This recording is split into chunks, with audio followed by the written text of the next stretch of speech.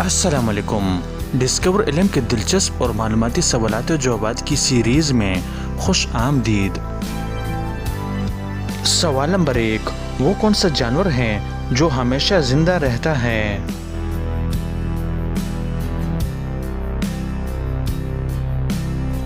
सही जवाब है जेलीफिश। सवाल नंबर 2, वो कौन सी चीज़ है जिसे हम छू नहीं सकते, उठा नहीं सकते, लेकिन तोड़ सकते हैं?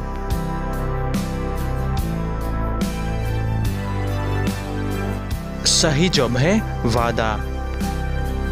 सवाल नंबर 3, वो कौन सी चीज़ है जो एक को दो कर देती है?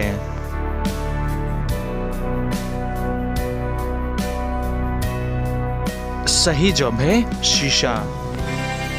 सवाल नंबर 4, वो कौन सी चीज़ है जो जितनी ज़्यादा हो उतनी कम नज़र आती है?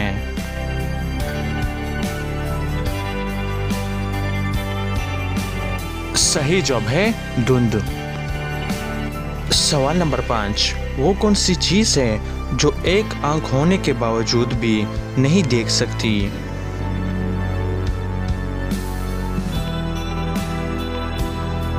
सही जवाब है सुई।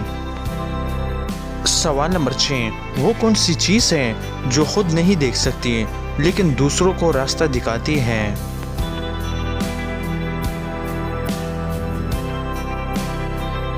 सही जवाब है लाठी।